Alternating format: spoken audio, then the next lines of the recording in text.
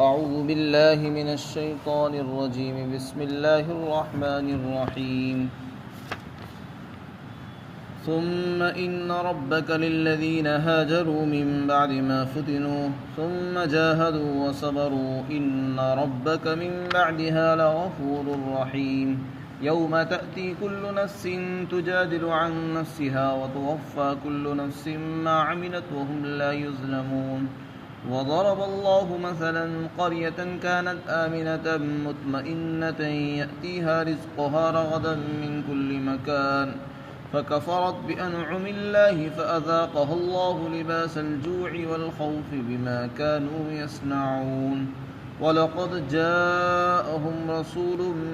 منهم فكذبوه فأخذهم العذاب وهم ظالمون۔ پھر آپ کا پروردگار یقیناً ان لوگوں کے لیے جنہوں نے فتنے میں مبتلا ہونے کے بعد ہجرت کی، پھر اللہ کے راستے میں جہاد کیا اور جمے رہے، تو یقیناً آپ کا رب ان سب کے بعد ان کو بخشنے والا ہے، مہربان ہے۔ یہ معاملہ اس دن ہوگا جس دن ہر شخص اپنے نفس کی طرف سے دفاع کرے گا اور ہر شخص کو اس کے عمل کا پورا بدلہ دیا جائے گا اور ان پر ظلم نہیں کیا جائے گا۔ اور اللہ نے ایک بستی کی مثال بیان فرمائی جو امن والی تھی اور بڑے اطمینان سے رہتی تھی، اور ہر جگہ سے اس کا رزق اس کے پاس بڑی فراغت کے ساتھ پہنچتا تھا۔ پھر بستی والوں نے اللہ کی نعمتوں کی ناشکری کی تو اللہ نے اس بستی کو بھوک اور ڈر کا مزہ چکھایا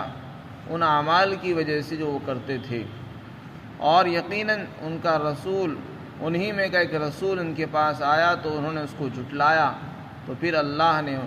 عذاب نے ان کو پکڑ لیا اور وہ اس حال میں کہ وہ ظالم تھے۔ گزشتہ آیت میں مرتد کے متعلق بیان فرمایا تھا کہ مرتد جو آدمی مرتد ہو جائے یعنی اسلام لانے کے بعد دوبارہ سے کفر کی طرف کو پلٹ جاتا ہے، ایسا آدمی اللہ تعالیٰ کے یہاں مغضوب ہے، اس پر اللہ کا غضب نازل ہوتا ہے، غصہ نازل ہوتا ہے،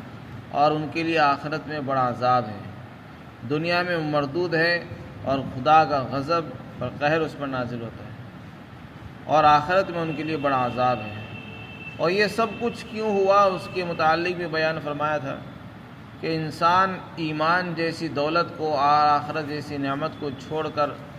جو کفر کی طرف جاتا ہے وہ سب دنیا کی محبت، مال کی محبت، عہدے اور منصب کی، کرسی کی محبت میں جاتا ہے۔ جتنے بھی لوگ ایمان کو چھوڑ کر کفر اختیار کر رہے ہیں وہ سب مال اور دنیا کی محبت میں ہی کر رہے ہیں۔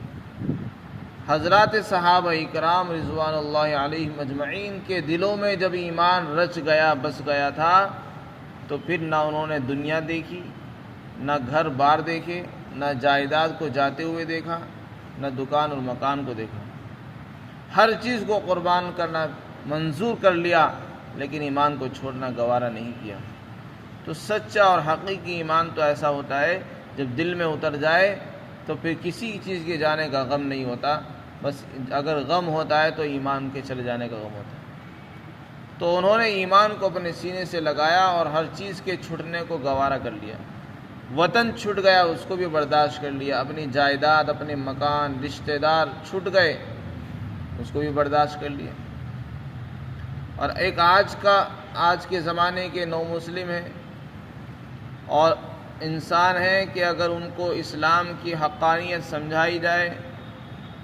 تو وہ اسلام کو سچا مذہب مانتے ہیں لیکن اختیار نہیں کرتے، اپناتے نہیں۔ کیوں؟ کیونکہ دنیا کی محبت ہے، دنیا کے چلے جانے کا غم ان کو ستاتا ہے کہ اگر تم مسلمان ہو گئے تمہارا مکان تمہارے ہاتھوں سے نکل جائے گا، تمہاری دکان چلی جائے گی، کاروبار چھن جائے گا۔ تو بس یہ دنیا کی محبت کا غم، اس کے چھٹنے کا غم ان کو ایمان سے دور رکھتا ہے، اور جس کے دل میں بھی دنیا کی محبت ہوگی وہ بڑی خیر سے محروم رہتا ہے۔ تو جب انسان ایمان کو قبول کرے، ایمان اختیار کرے، پھر وہ دنیا کی محبت بھی اس کے دل سے نکل جانی چاہیے، جیسے صحابہ کرام نے نکال دی۔ آج بھی کتنے انسان ایسے ہیں جو اسلام کو سچا مذہب بتاتے ہیں، پڑھتے بھی ہیں، سمجھتے بھی ہیں، اس کی حقانیت ان کے سامنے واضح ہو گئی ہے، لیکن صرف دنیا کی محبت میں مبتلا ہونے کی وجہ سے دنیا کے جانے کا غم ان کو ستاتا ہے، ایمان نہیں لاتے۔ تو یہ بنیادی چیز ہے دنیا کی محبت۔ اور جو لوگ اسلام کو چھوڑ کر دوسرے مذہب کو اختیار کر رہے ہیں، وہاں بھی یہی سبب کار فرمائے، وہاں بھی دنیا کی محبت، مال کا لالچ، عہدے کا لالچ، اسی لالچ کی وجہ سے انسان کو ایمان سے ہٹا دیا جاتا ہے۔ ان کو لالچ دیا جاتا ہے، تم کو عہدہ مل جائے گا، کرسی مل جائے گی، فلاں منصب ملے گا، یہ ملے گا، وہ ملے گا، تو اس لالچ میں انسان ایمان کو چھوڑ دیتا ہے۔ لیکن یہ وہی لوگ کریں گے جن کے دلوں میں کچا لالچ ہوتا ہے، جن کے دلوں میں ایمان آ گیا، پھر ان کے دلوں میں یہ لالچ نہیں آتا۔ تو اللہ تعالیٰ فرماتے جو ایسے لوگ ہیں ہم نے ان کے دلوں پہ مہر لگا دی، یعنی ان کی صلاحیتیں ختم ہو گئی، ان کے پاس آنکھیں ہیں، ان کو حق نظر نہیں آتا، کان بھی ہے سنائی نہیں دیتا، دل ہے سمجھ میں نہیں آتا ان کے۔ اب آگے ارشاد فرمایا جو لوگ فتنے میں مبتلا ہونے کے بعد دوبارہ سے ہجرت کر لیں دارالاسلام یعنی اسلامی حکومت کی طرف، اور جہاد کریں اور صبر سے کام لیں، جمے رہیں، تو پھر اللہ تعالیٰ ان کے گناہوں کو بخش دے گا۔ اس آیت شریفہ کا کیا مطلب ہے اور اس میں فتنے سے کیا مراد ہے، اس کے متعلق عرض کیا گیا تھا کہ یہ آیت شریفہ چند صحابہ اکرام کے متعلق نازل ہوئی۔ مشرکین مکہ نے ان کو ظلم و ستم کا نشانہ بنایا۔ جب وہ مسلمان ہو گئے تو جیسا کہ ان کی عادت تھی، دستور تھا، مسلمانوں کو پریشان کرتے، ان کو ستاتے تھے اور ان کو دھمکیاں دیتے، یا تو مسلمان اسلام چھوڑ دو نہیں تو تم کو مار دیا جائے گا، تو ان کو دھمکیاں دی جاتی تھی۔ اسی طرح انہوں نے ان کو بھی گھیر لیا اور ان کو پریشان کرنا شروع کر دیا، تکلیفیں پہنچانی شروع کی۔ انہوں نے اپنی جان بچانے کے لیے ان کے مطابق کفریہ کلمات کہہ دیے، جیسے انہوں نے چاہا کہ یا تو کفریہ کلمات بولو ورنہ ہم تمہیں جان سے مار دیں گے، تو انہوں نے اپنی جان بچانے کے لیے وہ کفر کے کلمات بول دیے اور ان کی جان چھوٹ گئی۔ اس کے بعد پھر وہ ہجرت کر کے مدینہ چلے گئے، ہجرت فرمائی، اس کے بعد اللہ کے راستے میں جہاد بھی کیا اور پھر ایمان پر جمے رہے، لیکن اس موقع پر انہوں نے کفر کے کلمات کہہ دیے تھے۔ تو یہ آیت شریفہ ان مسلمانوں کے متعلق نازل ہوئی، ان کے لیے یہ پیشین گوئی ہے، خوشخبری ہے اور ان کے لیے اجر کا وعدہ ہے، اور یہ فرما دیا گیا ان سے جو قصور ہوا تھا وہ ہم نے معاف کر دیا اور اللہ اس کو بخش دے گا اور اللہ مہربانی فرمائے گا۔ دوسرے حضرات کا کہنا یہ ہے کہ یہاں فتنے سے مراد وہ نہیں ہے، فتنے سے مراد یہاں ارتداد کا فتنہ ہے، مرتد ہونا، یعنی کوئی آدمی پہلے مسلمان تھا پھر مرتد ہو گیا، دنیا کی محبت میں آ کر اس نے اسلام کو چھوڑ کر کفر کو اختیار کر لیا تھا، پھر اللہ نے اس کے دل میں ہدایت ڈال دی، ہدایت اس کو ہو گئی، وہ دوبارہ سے اسلام کی طرف کو پلٹ آیا، تو ایسے لوگوں کے متعلق یہ آیت شریفہ نازل ہوئی ہے۔ تو اب مطلب یہ ہو جائے گا کہ جو لوگ اسلام لانے کے بعد مرتد ہو جائیں اور پھر دوبارہ سے اسلام میں داخل ہو جائیں اور پھر ہجرت بھی کر لیں، جیسا کہ حکم تھا مسلمانوں کو کہ اسلام لانے کے بعد مدینہ منورہ ہجرت کرنا، جو دارالاسلام تھا، ہجرت کرنا فرض تھا، تو فرمایا جو لوگ مرتد ہونے کے بعد دوبارہ اسلام میں داخل ہو کر ہجرت کریں گے، جہاد کریں گے اور پھر جمے رہیں گے اس پر، تو پھر ایسے لوگوں کی اللہ بخشش فرمائے گا، ان پر مہربانی فرمائے گا۔ تو اس میں ایسے لوگوں کے لیے خوشخبری سنائی گئی ہے کہ اگر ان سے کوئی قصور ہو بھی گیا تھا، انہوں نے اسلام کو چھوڑ دیا تھا، لیکن بعد میں اللہ نے ان کو ہدایت دے دی اور پھر وہ جمے رہے ایمان پر اور اعمال جہاد پر، تو پھر اللہ تعالیٰ ان کو بخش دے گا، ان سے جو غلطی کوتاہی ہوئی اس کو معاف فرما دے گا، اور آپ کا رب بڑا بخشنے والا ہے، مہربان ہے۔ یہ سب معاملہ کب ہوگا؟ یہ قیامت کے دن ہوگا۔ قیامت کے منظر بیان فرمایا، وہ دن ایسا ہوگا جس دن ہر شخص اپنے نفس کی طرف سے دفاع کرے گا، جب وہاں مجرمین کو ان کے جرم گنوائے جائیں گے اور ان کے جرم کا ان کو بتایا جائے گا، ان کے نامہ اعمال ان کو پیش کیے جائیں گے، تو پھر وہ اپنا دفاع پیش کریں گے، اپنا دفاع کریں گے، ہم تو مجرم نہیں تھے، ہم نے یہ گناہ نہیں کیا، ہم نے یہ نہیں کیا، ہم نے یہ نہیں کیا. لیکن جب ان کی زبان پر تالا لگا دیا جائے گا اور پھر ان کے ہاتھ پیر کو زبان دی جائے گی، وہ اعضاء جوارے اس کی گواہی دیں گے، پھر اقرار کریں گے. تو پہلے شروع میں ہر آدمی انکار کرنے کی کوشش کرے گا، کسی طرح انکار کرنے سے کام چل جائے، لیکن وہاں کام نہیں چلے گا، پھر اقرار کر لے گا. تو اس دن ہر شخص اپنے نفس کی طرف سے جھگڑے گا، دفاع کرے گا، اور ہر شخص کو اس کے عمل کا پورا بدلہ دیا جائے گا، کسی پر ظلم نہیں ہوگا. ظلم کا مطلب یہ ہے کہ جس نے جو عمل کیا ہوگا اس کو اس کا اجر و ثواب پورا دیا جائے گا، کمی نہیں ہوگی. ایسا نہیں ہوگا کہ عمل تو زیادہ کیا اور ثواب تھوڑا دے دیا، اور ایسا بھی نہیں ہوگا کہ بغیر عمل کے ہی اجر و ثواب دے دیے جائے. جس نے جو کچھ کیا ہوگا اس کو اس کا بدلہ ملے گا، چاہے اچھا کیا ہو یا برا کیا ہو، اور ان پر رتی برابر ظلم نہیں ہوگا. آگے آیت شریفہ میں اللہ تعالیٰ نے ایک مثال بیان فرمائی ایک بستی کی، اور یہ فرمایا کہ دیکھو اللہ نے ایک مثال بیان کی، ایک بستی ہے جو امن اطمینان والی تھی، جس کا ماحول بڑا امن کا تھا، پورا امن تھی، اور اطمینان کے ساتھ وہاں کے باشندے رہتے تھے، کسی قسم کی کوئی پریشانی اور تکلیف نہیں تھی، اور ہر جگہ سے رزق بڑی فراوانی کے ساتھ، بڑی فراغت کے ساتھ وہاں پہنچتا تھا، یعنی ہر قسم کی کھانے پینے کی چیزیں وہاں آتی تھیں. ان سب کے باوجود وہاں کی بستی کے باشندوں نے اللہ کی نعمتوں کی ناشکری کی، خدا کو بھلا دیا، نعمتوں کی قدردانی نہیں کی، اللہ کو بھول کر اللہ کے رسولوں کا ہی مذاق اڑایا اور ان کا انکار کر بیٹھے، اللہ کے احکامات کا انکار کر دیا. تو پھر اللہ نے ان بستی والوں کو بھوک اور ڈر کا مزہ چکھایا ان کے کرتوتوں کی وجہ سے، اور ان کے اندر سے ایک رسول بھی آئے لیکن انہوں نے ان کو بھی جھٹلایا، تو پھر اللہ نے ان کو عذاب میں مبتلا کر دیا، اور جبکہ وہ ظالم تھے. یہ اس آیت کا ترجمہ ہے. یہ بستی کون سی بستی ہے؟ بعض مفسرین کا کہنا تو یہ ہے کہ اس بستی، یہاں کوئی بستی مراد نہیں ہے، اللہ نے ایک عام مثال بیان کی ہے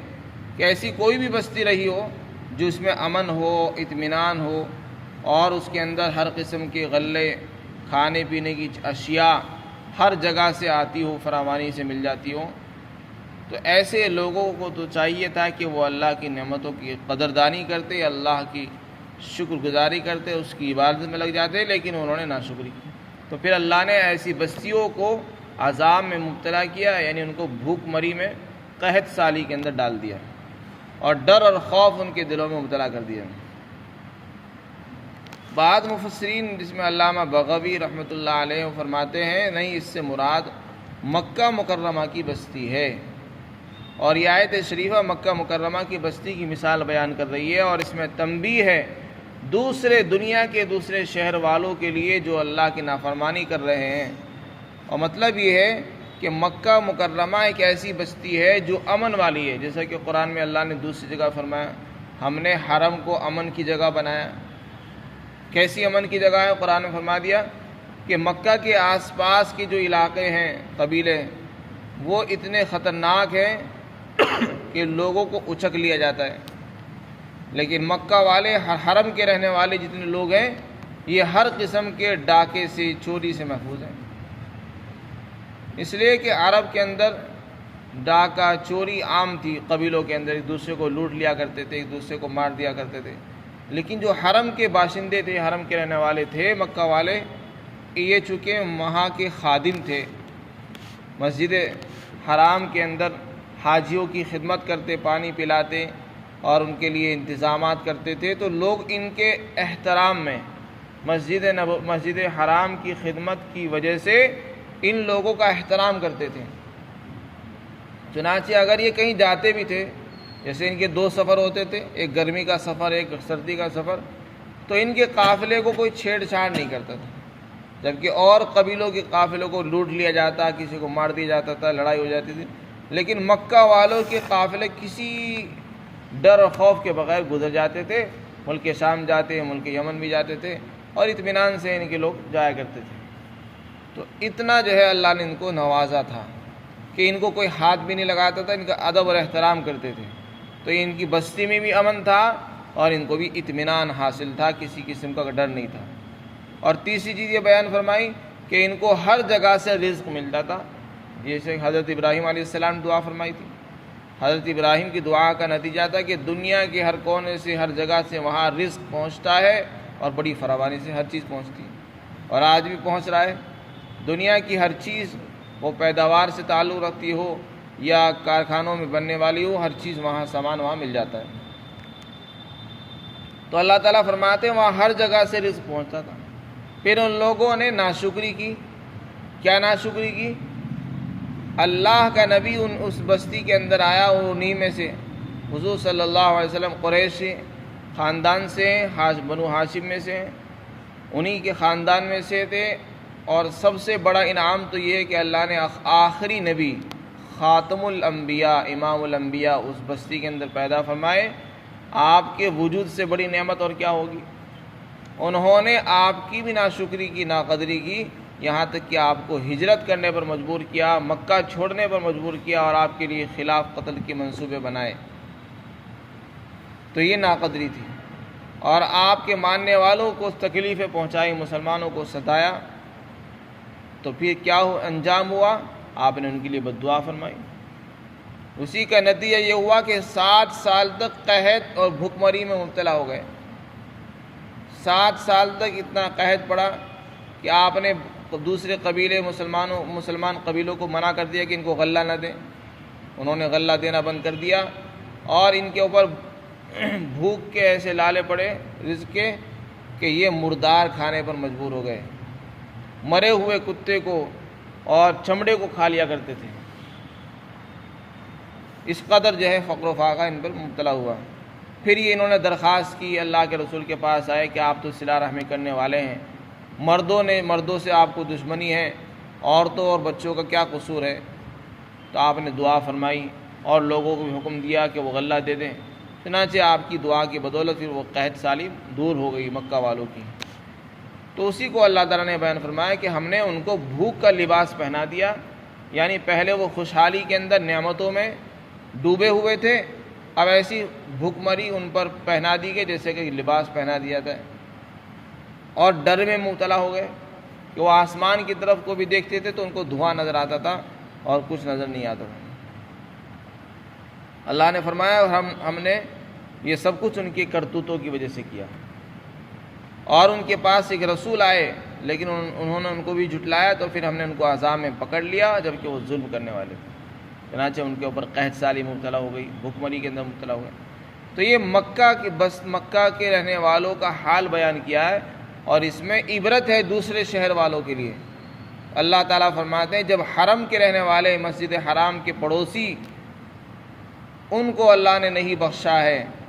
اور ان کی نعمتوں کو چھین لیا گیا ناشکری کے نتیجے میں، تو پھر اللہ کے یہاں کسی اور بستی کی کوئی وقت نہیں ہے، کسی کو کوئی زیادہ قربت حاصل نہیں ہے۔ اللہ کے یہاں ضابطہ یہ ہے جو بھی ناشکری کرے گا اللہ نعمتیں چھین لیتے ہیں۔ جب ہم نے مکہ والوں کو نعمتیں دی، انہوں نے ناشکری کی، ہم نے ان کی نعمتیں واپس لے لی، تو وہ مردار کھانے پر مجبور ہو گئے، چمڑا کھایا کرتے تھے، مرے ہوئے کتے کو کھا لیا کرتے تھے، خون چاٹ لیا کرتے تھے، اس قدر بھوک مری میں مبتلا ہوئے۔ تو انسان کو اللہ کی نعمتوں کی شکر گزاری کرتے رہنا چاہیے اور برے وقت سے ڈرتے رہنا چاہیے، اور نہ اللہ کے یہاں ضابطہ یہی ہے جو اللہ کی نعمتوں کی شکر گزاری کرے گا تو اللہ نعمتوں کو بڑھاتے ہیں، اور جو ناشکری کرتا ہے تو پھر اللہ کا عذاب سخت ہے۔ اللہ تعالی ہم سب کو عمل کی توفیق عطا فرمائے۔